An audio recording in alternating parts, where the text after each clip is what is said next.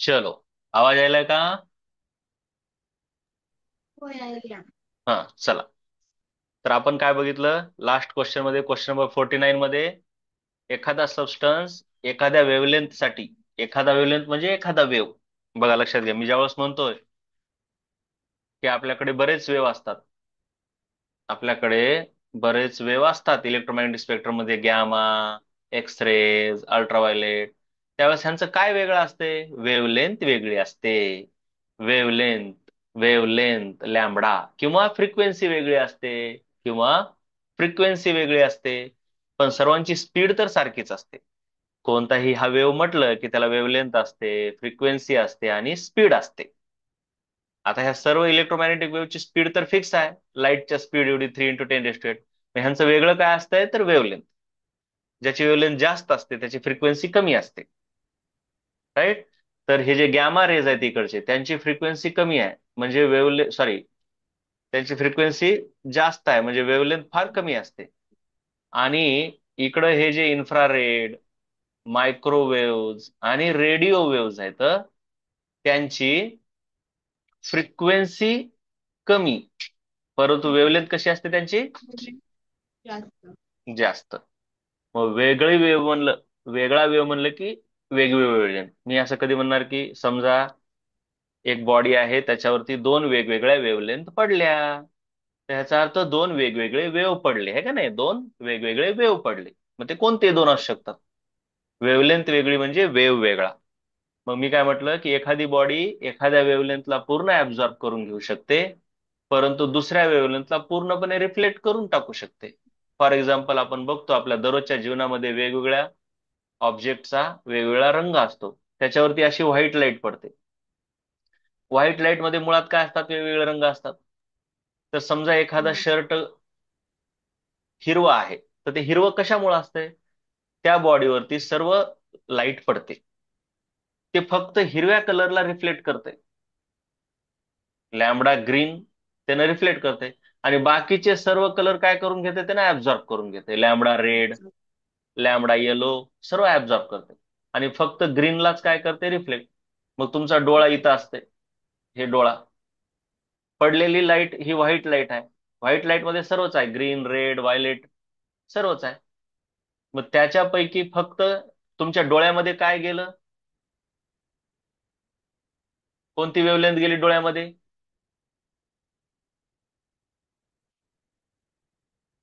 तुमच्या डोळ्यामध्ये फक्त ग्रीन केली. ग्रीन. म्हणून हे शर्ट तुम्हाला कसं दिसतंय? ग्रीन. परंतु हे जे ग्रीन शर्ट दिसत. आहे, त्यानं ग्रीन सोडून बाकीचे सर्व ऍब्झॉर्ब करून घेतले, किंवा ट्रान्समिट केले असतील, काय फरक पडत नाही. पण रिफ्लेक्ट होऊन तुमच्या डोळ्यामध्ये फक्त ग्रीन गेलं. कळलं का? म्हणजे एखादा सबस्टन्स एका वेव्हलेंथ साठी अथर्मनस असेल, तर दुसऱ्यासाठी डायथर्मनस असू शकतो. ते त्याच्या त्याच्या वेव्हलेंथच्या रेंजवर डिपेंड करते. फिक्स वेव्हलेंथच्या रेंजमध्ये ते ऍब्झॉर्ब करते, तर दुसऱ्या वेव्हलेंथच्या रेंजमध्ये त्यानं रिफ्लेक्ट करतंय, ट्रान्समिट करतंय. पुढे अतिशय महत्वाचा कन्सेप्ट आहे आपल्याला, तो म्हणजे black body, perfect black body. हा जरा अतिशय महत्वाचा कन्सेप्ट आहे, ह्याच्यावरती क्वेश्चन 3 मार्काला पडतो.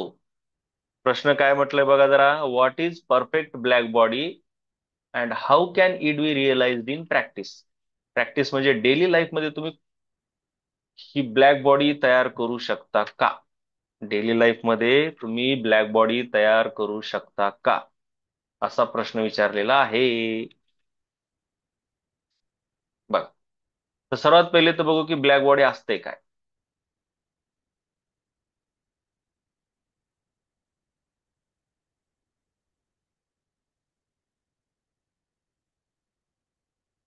हम्म.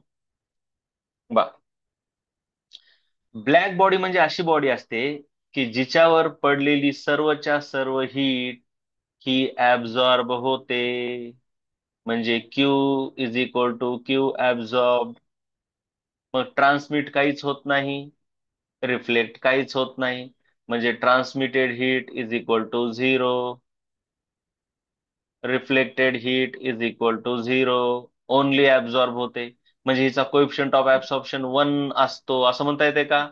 आणि हो कोएफिशियंट ऑफ रिफ्लेक्शन आणि कोएफिशियंट ऑफ ट्रान्समिशन 0 असतो. बरोबर. अशा बॉडीला ब्लॅक बॉडी असं म्हणतात.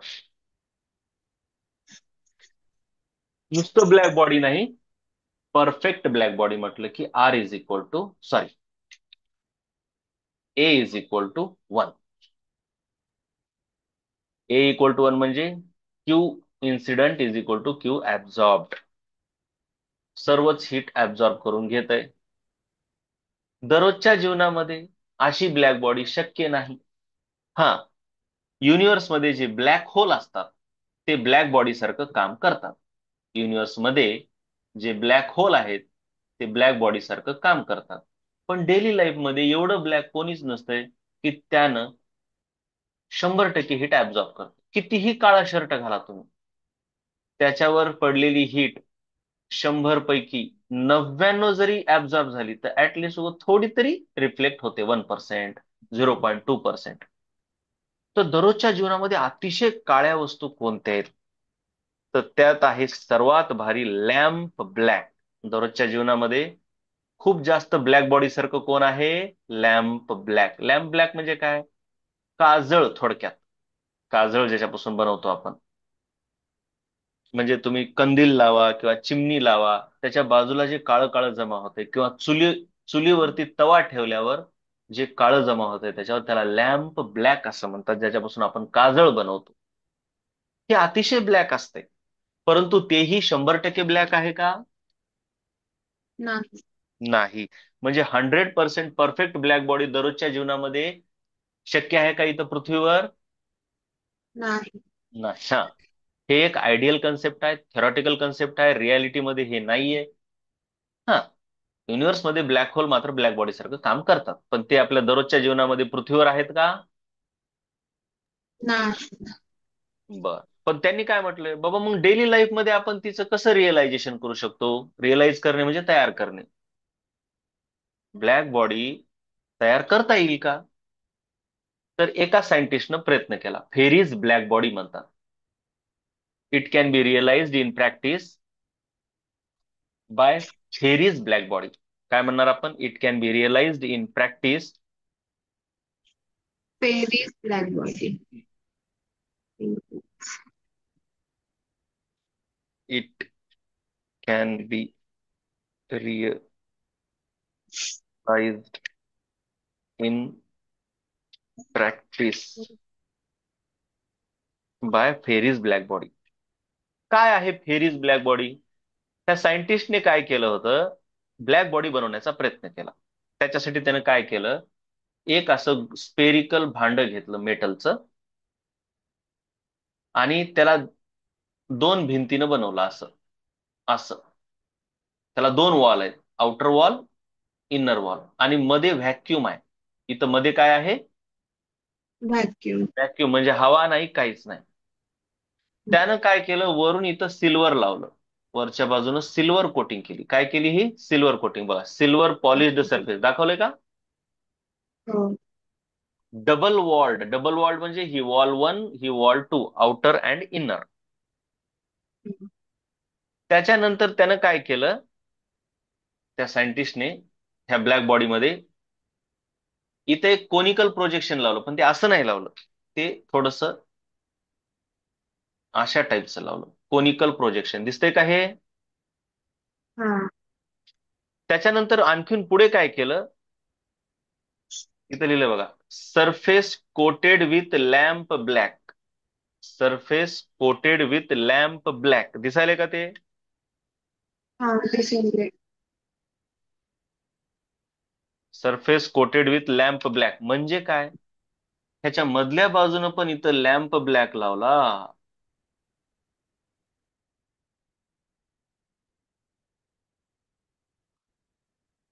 आणि इथं व्हॅक्यूम तयार केलं. हे बघा, इव्हॅक्युएटेड स्पेस. इव्हॅक्युएटेड स्पेस दिसायला का? बघा, हे इव्हॅक्युएटेड. इव्हॅक्युएट करणे म्हणजे व्हॅक्यूम तयार करणे. व्हॅक्यूम तयार करणे. आणि इथं सुरुवातीला एक छोटस छिद्र ठेवलं. मी भलं मोठं दाखवलं, पण ते ऍक्च्युली फार छोटं आहे. इथं दिसायलंय का? बघा. हा, दिसेल. मग हे फेरीज ब्लॅक बॉडी डिस्क्राईब करताना तिला ड्रॉ करावं लागेल. तिचे नाव द्यावे लागतील. हे सरफेस आहे बरं का, सरफेस. आणि इथं काय कोटेड विथ लॅम्प ब्लॅक आहे. तर मी डबल घेतो ह्याला. फेरी is black body.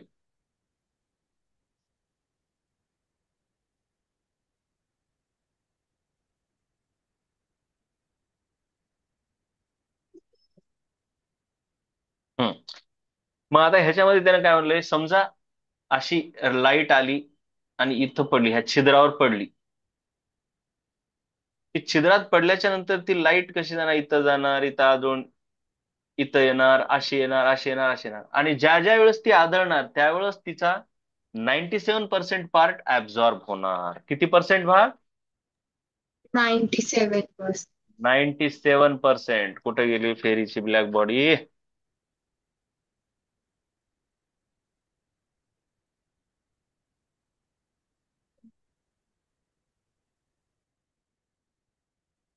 Ferry's black body 97% part.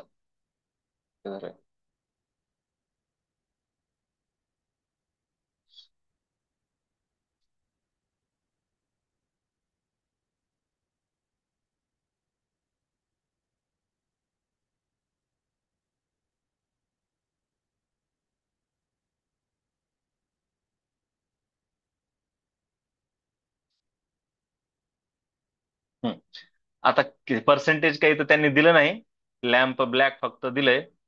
But 97% absorb होतंय असं काही दिलं नाही. आता कुठं 99% देते त्याची आपल्याला एवढी गरज नाही. पण महत्वाचं काय, रे आला, पहिल्यांदा पडला, 100चे 97% ऍब्झॉर्ब झाले. मग उरलेल्या रेचे इथं पडला, पुन्हा 97% ऍब्झॉर्ब झाले.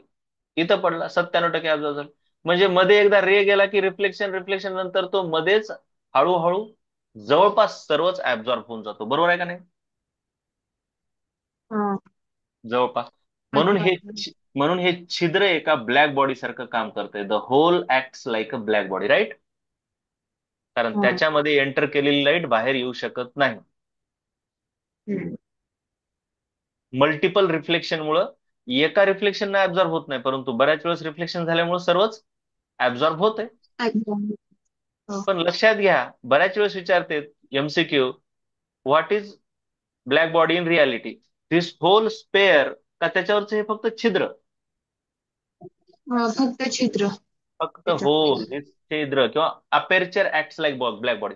कारण इथं पडलेली लाईट तर रिफ्लेक्ट होते, पूर्ण ऍब्झॉर्ब होते का? हा. सो आहे.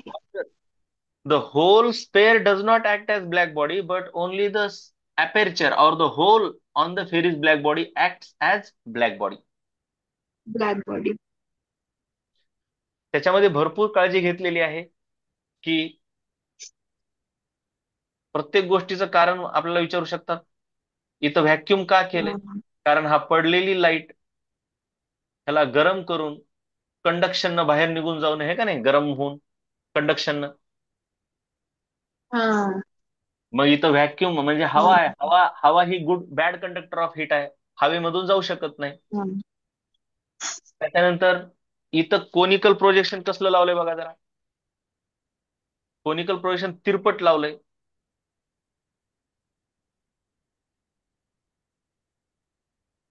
असं जर लावलं असतं तर एक्झॅक्ट अशी लाईट आली असती तर वापस गेली असती का नाही? हा, गेली असते. But this conical projection is tilted so that light travelling along the axis does not get reflected black, ही इकडे जाईल, है का नाही? हम्म. तो ह्या अशा सर्व गोष्टी आपण काळजी घेतल्यात. मग काय काय दिले बाबा इथं बघा. Hollow double walled metallic sphere आहे, स्मॉल अपेरचर आहे for radiation entry, inner surface black. मग हे त्याचं डिस्क्रिप्शन कळलं का? सो व्हॉट हो. Acts as perfect absorber? Not the ते whole body but only aperture. Picture.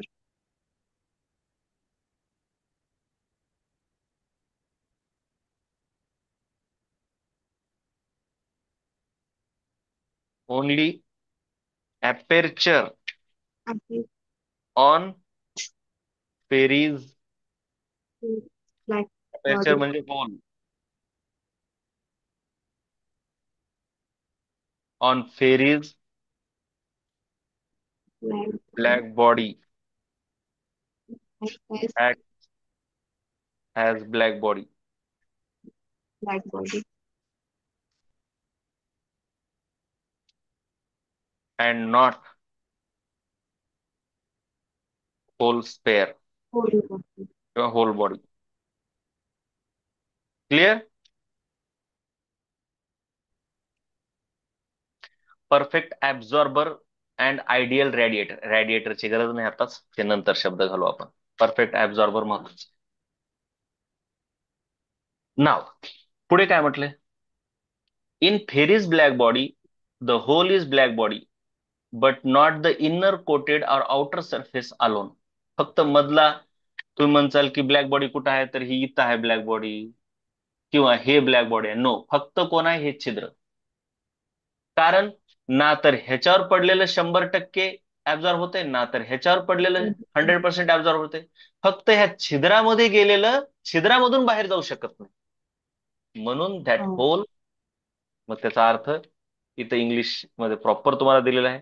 Radiation entering through the hole undergoes multiple reflections. काय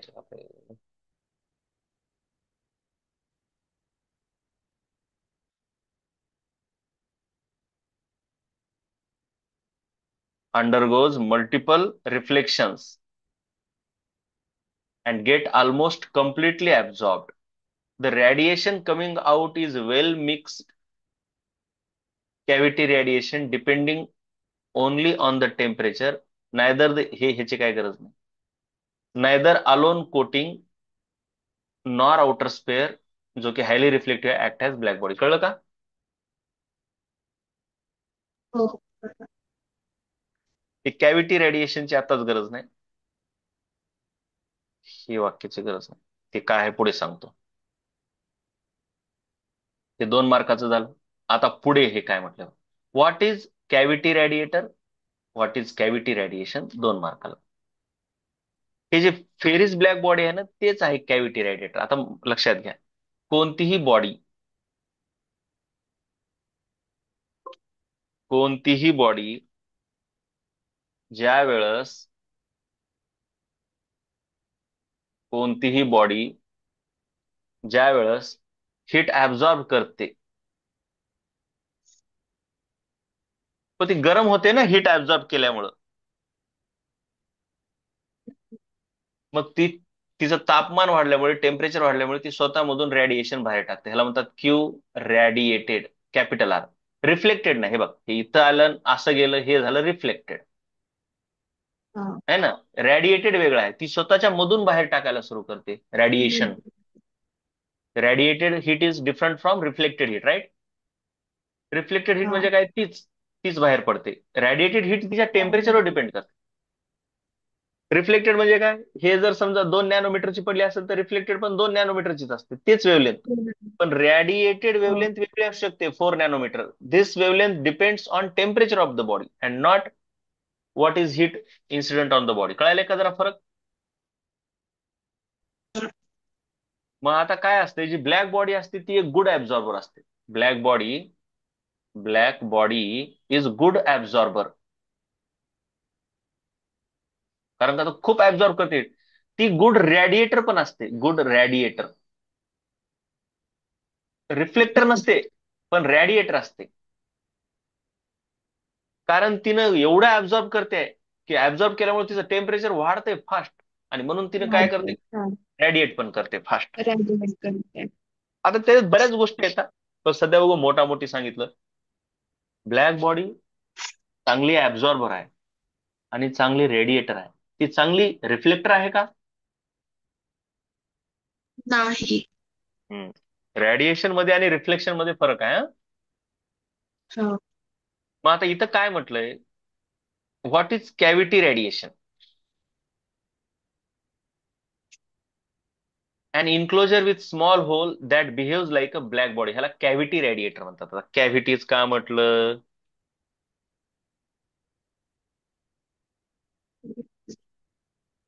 बा कॅव्हिटीज का म्हटलं ह्याला,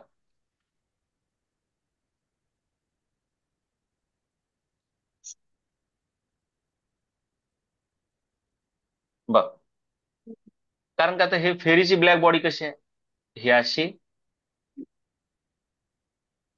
मग इथे एक मध्ये कॅव्हिटी तयार व्हायला, काही कॅव्हिटी. हा ते होलो म्हणजे काहीच नाही. मग आता ह्याच्यामध्ये आलेले रेडिएशन ऍब्झॉर्ब व्हायला, तर ऍब्झॉर्ब हा. झाल्याच्या नंतर हिचं जे काही टेम्परेचर आहे, ही मधून स्वतःच्या मधून रेडिएशन पण टाकेल ना बाहेर. जसं ऍब्झॉर्ब करायला आहे हो. तसं रेडिएट पण करेल ना. मग ही हम्म. म्हणजे हे रेडिएशन एका कॅव्हिटी मधून बाहेर आल्यासारखे आहेत का नाही, ही कॅव्हिटी आहे.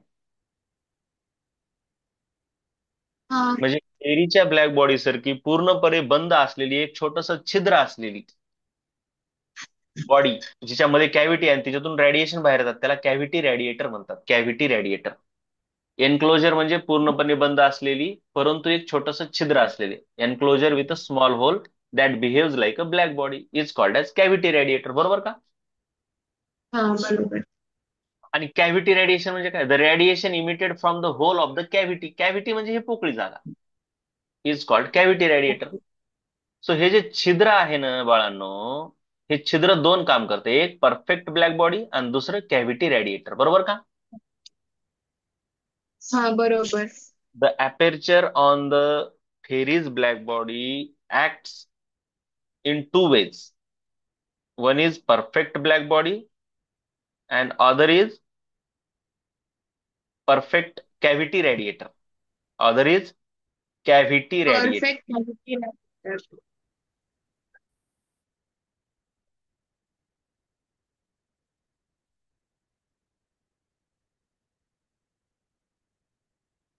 पुढे काय म्हटलंय?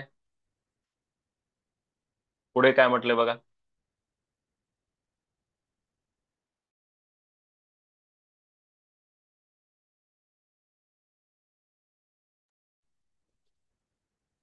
तर बघा पुढे काय म्हटलंय. प्रश्न. जर एखाद्या बॉडीचा आर इक्वल टू 1 आहे म्हणजे पडलेली सर्व हिट काय होते? पडलेली सर्व हिट काय होते?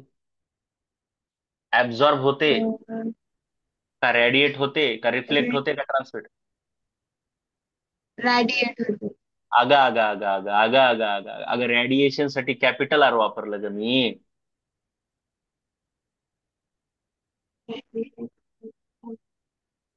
रिफ्लेक्शन साठी स्मॉल आर वापरले आपण. हा रिफ्लेक्शन होते. रेडिएशन हे तिच्या बॉडीच्या मधून निघत असते. काय फरक कळला का? काय फरक कळला का? हो हो कळा. असं करू नको मग. जर एखाद्या बॉडीचा आर इक्वल टू 1 असेल आणि ती एक व्हाईट बॉडी आहे, तर ती व्हाईट बॉडी असते. हे ट्रू आहे का? हे ट्रू आहे का असं म्हणते, एक्सप्लेन करा. आर ची व्हॅल्यू 1 आहे तर ती व्हाईट बॉडी आहे.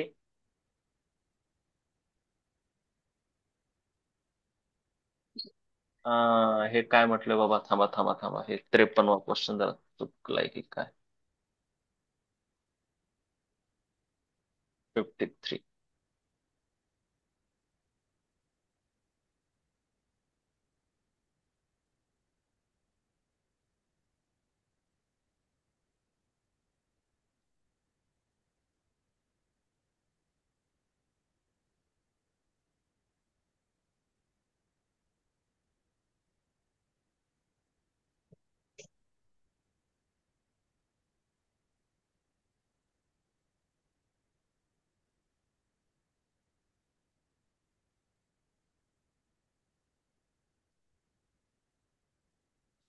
नाही, जरा हे नंतर, आताच नाही हा प्रश्न. 54 हा जो क्वेश्चन आहे, 53 आताच नाही कळणार, ते नंतर कळेल. किर्चॉफ्स लॉ झाल्यावर यांनी मध्येच टाकलाय. हे आपण नंतर घेऊ हा. हो. हे वाला पुढचा 54th. State and explain Prevost's theory of exchange of heat. Prevost's theory of exchange of heat. Prevost theory काय म्हणते? प्रिव्होस्टची थेरी. प्रिव्होस्टची थेरी म्हणते all bodies at the temperatures greater than 0 kelvin continuously radiate energy and simultaneously receive radiation from the surrounding. एकदम simple आहे, काही नाही. एक तर सर्वात पहिले आजूबाजूला आपल्या जेवढ्या बॉडीज आहेत त्यांचं टेम्परेचर 0 केल्विनच्या वरच असते. अरे 0 केल्विन म्हणजे 273 डिग्री सेल्सिअस. सॉरी, हा. 0 डिग्री सेल्सिअस म्हणजे 273 केल्विन. 273 केल्विन. मग 0 केल्विन झिरो तर फार कमी आहे. 0 केल्विन म्हणजे असं टेम्परेचर आतापर्यंत युनिव्हर्स मध्ये अचिव्हच झालं नाही. जवळ म्हणजे बाकीच्या सर्व आपल्या जवळच्या बॉड्या ह्या 0 केल्विनच्या वर असतात. खरं तर 273 केल्विनच्या वर असतात. आपलं रूम टेम्परेचर किती असते जवळपास? 25-20 डिग्री सेल्सिअस. म्हणजे 293, 293 केल्विन. कळलं का आपल्या अवतीभोवती तापमान किती आहे?